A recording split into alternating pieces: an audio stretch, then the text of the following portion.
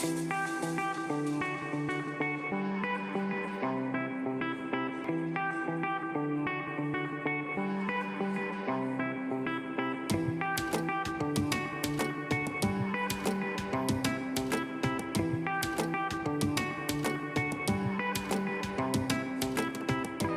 Phoebe Batterson-Brown, and this is the weekly Volatility Roundup from CMC Connect. The Thanksgiving weekend appears to have cast something of a shadow over market volatility in recent days, with elevated levels of price action being limited, although still in evidence. The delayed OPEC Plus meeting proved to be a key driver for crude oil markets, with West Texas Intermediate rallying into the announcement before reversing gains as traders were left underwhelmed by the scale of the quota cuts. WTI came close on testing the $80 mark before finishing the week more than $5 lower as broad concerns over the outlook for the US economy, along with reports of an increase in the number of operational drilling rigs in the country, added to downside pressures.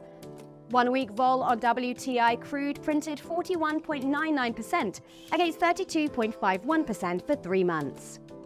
Speculation over monetary policy moves from central banks in both the US and Japan is keeping the dollar-yen trade looking active.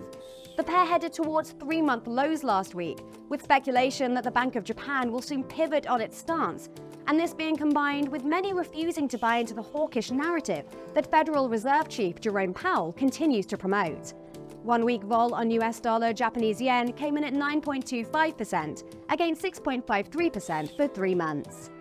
The New Zealand dollar was also in focus after the country's Reserve Bank noted inflation remained stubbornly high. Whilst there was no rate hike last week, policymakers reiterated that this option remained on the table. Kiwi dollar moved out to highs not seen since July as a result, with 1 week vol of 11.72% against 10.38% for 3 months. And palladium prices remain active too, after it rebounded off multi-year lows last month. But the recovery rally is already looking to have been short-lived. There's a fundamental demand shift in play, and forecasts for industrial metals next year are less than stellar. 1 week volatility on palladium came in at 49.39% against 41.63% for 3 months.